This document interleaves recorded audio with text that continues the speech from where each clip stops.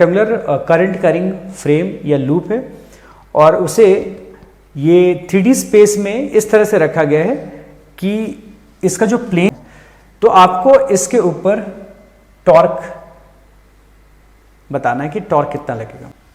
ठीक है, तो यहां पे ILB J cross I cross J के होता तो J क्रॉस I क्या होगा -K।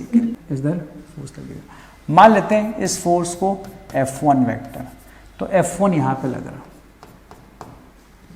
Into B plus K cap. ठीक है, तो ये हमारा फोर्स 2 हो गया। ठीक है, तो क्या F1 फोर्स इस एक्सिस के अबाउट टॉर्क लगाएगा?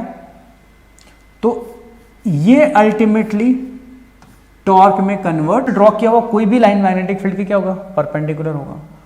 और जैसे मान लीजिए यहां पे देखें तो किस प्लेन में है, अगर आप ऊपर से देखोगे तो ये एक तरह से ZX प्लेन। CD कैसे निकालेंगे? तो CD का फोर्स बिल्कुल इसी की तरह इतना ही होगा, बट क्योंकि करंट का डायरेक्शन चेंज, जो कि ये इक्वल एंड अपोजिट है, बिल्कुल सेम लाइन पे है। वैसे तो नेट फोर्स 0 है ही है, ऊपर भी फोर्स, दोनों फोर्सेस इक्वल है। क्या नेट फोर्स 0 है to rotate the object. But अगर मैं ये बोलूं कि दोनों ही फोर्सेस को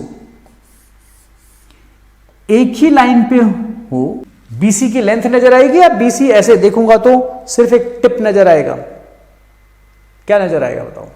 अगर आप इसको, तो ये मान लेते हैं X एक्सिस है, तो ये हमारा क्या होगा Z एक्सिस। तो दिस इज Y, यहां पे Z एक्सिस क्योंकि इस तरफ है तो मैं इसमें फोर्स इस तरफ दिखा सकता हूं। तो ये मेरा फोर्स और इसकी वैल्यू कितनी हो गई I। ठीक है, ये लेंथ कितनी है बच्चों? मतलब यहां से लेकर यहां तक का लेंथ क्या है B। तो दिस इज B। किसी चीज की हेल्प से बताता हूं।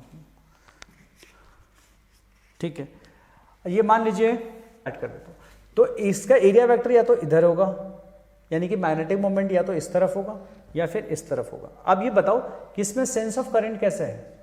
अगर आप इस तरफ से of 90 minus theta which is angle between magnetic moment and magnetic field, है ना।